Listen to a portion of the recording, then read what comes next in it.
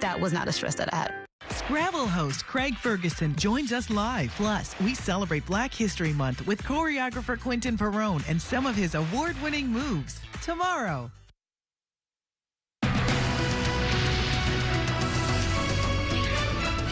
Good evening, I'm Micah Ullman. And I'm Cher Calvin. A local church ransacked. Staff at the Holy Innocents Catholic School in Long Beach arrived to find classrooms and the chapel in shambles. Statues were smashed. The tabernacle was vandalized. Bishop Mark Trudeau saying he's never seen vandalism this bad in the area. Jennifer McGraw has reaction from Long Beach. Yeah, this is pretty traumatizing for some of the students. It's TK through 12th grade. Many of them grew up here and worshiped in that sanctuary daily. Holy Mary, Mother of God, pray for us sinners. A moment for a rosary prayer after their chapel of worship was desecrated and destroyed. Praying for protection for our school, and we just want them to feel safe, but it's like, this is what happens. Holy Innocents Catholic School here in Long Beach, torn apart by vandals. The sound equipment and that sort of thing was ripped out of the wall. Any closet that was there, everything is just pulled out. So we're like, okay, this is to be expected. The part that wasn't to be expected is in the sanctuary part.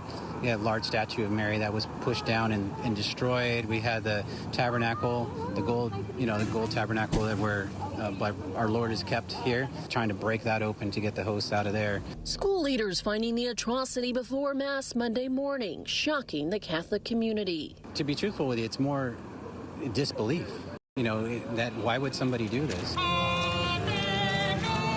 For the students like 11th grade Catherine Cruz, it's equally as confusing and even distressing. It's truly sad, like seeing our Blessed Mother just on the ground is really heartbreaking.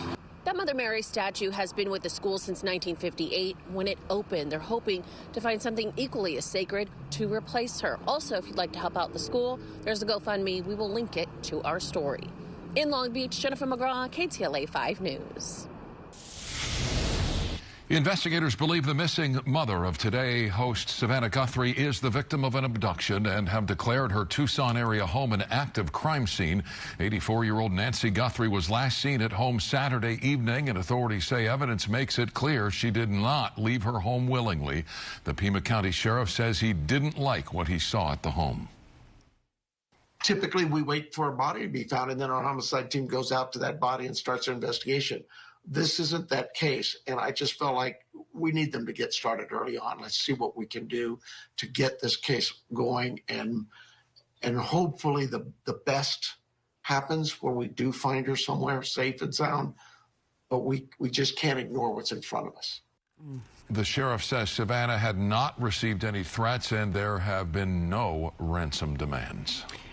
Let's check in now with meteorologist Vera Jimenez for a look outside. Thank you so much, Cher. Here's a live look from our Long Beach camera, and as you can see, the clouds are starting to build. We are expecting that marine layer to move onshore. We are going to wake up to some of those gray skies, hazy skies tomorrow morning to start the day. Right now, though, we're still looking at really beautiful conditions. Palm Springs still warm at 71, 63 in Corona, 62 in Santa Ana, and 60 in Oxnard, where we have mostly clear skies. So once again, our weather pattern this week is going to be dominated by this big dome of high pressure, and that dome has been pretty persistent, pretty typical when we have La Nina conditions, and that's kind of what we're dealing with.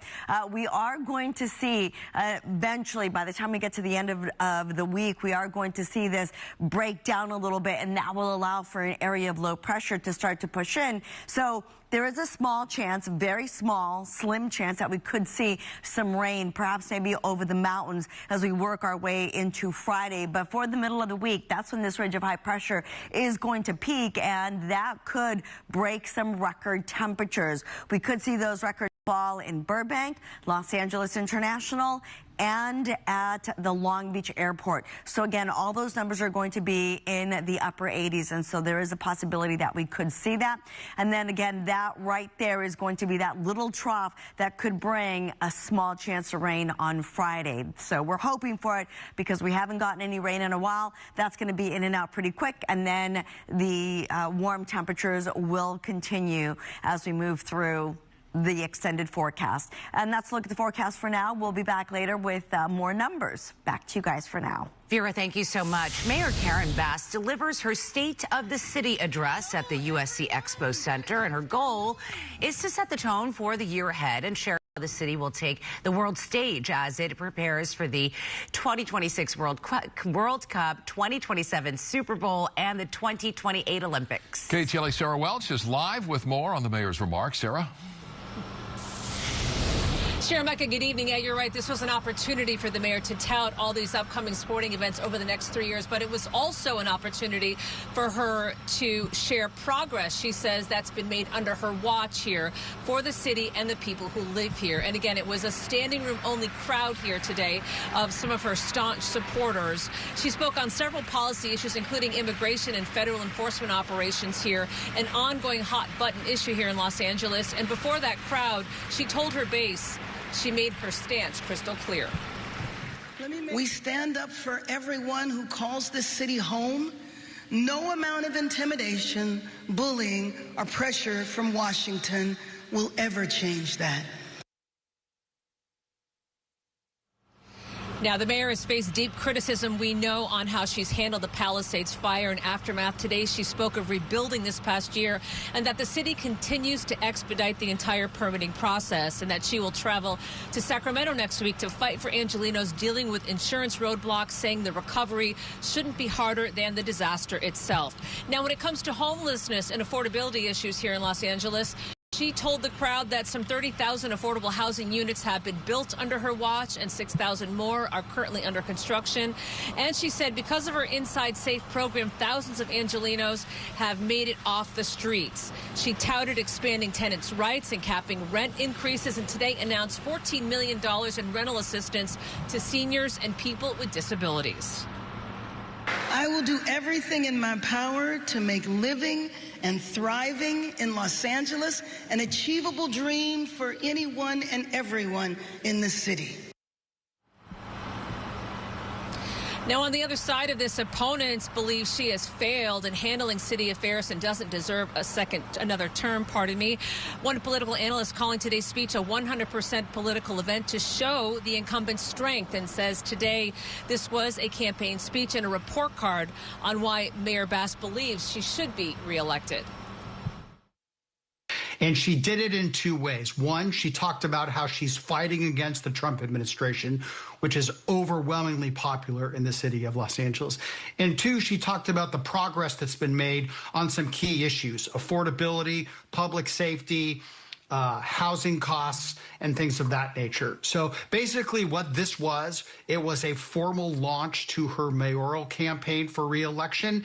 And she did it by telling Angelenos, I am getting things done for you. Los Angeles is the place that you want to be.